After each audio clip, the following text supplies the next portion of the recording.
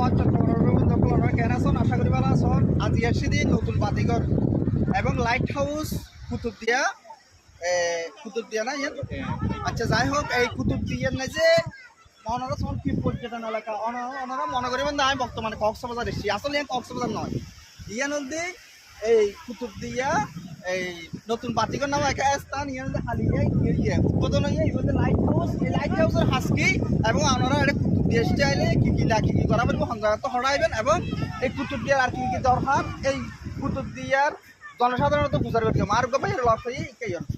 সালাম আলাইকুম ভাই, ওনার নাম কি? আব্দুল কাদের। আচ্ছা আচ্ছা আব্দুল কাদের অনেক কেন করেন লেখাপড়া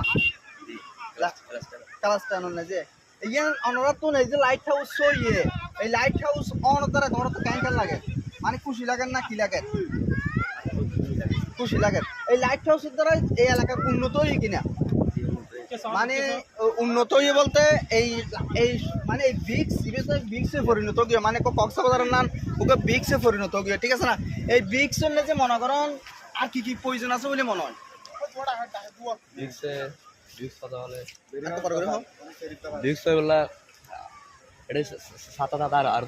মানে ছাতা দিয়া ফুরিব মানে ফ্লুইস দিয়া ফুরিব মানে ফ্লুইস দিয়া ফুরিব বেরিবাদ উন্নয়ন করা ফুরিব এবং বেরিবাদ ওগুলো পানি উঠে যাবে না।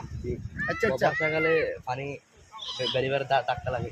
আচ্ছা আচ্ছা বেরিবার বাইরে ইয়ান কোন জায়গা ইয়া কোন এলাকা? দক্ষিণ দুরুম।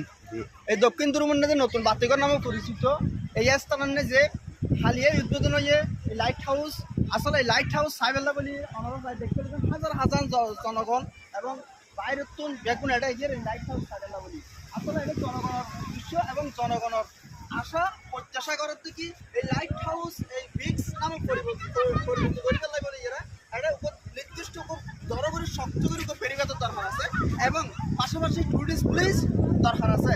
যেমন যখন পর্যটক আসা শুরু করি তখন এটা চিন্তায় লুটপাট এবং চাঁদাবাজি হওয়ার সম্ভাবনা বেশি আছে বলে মনে করেন এলাকার জনসাধারণ।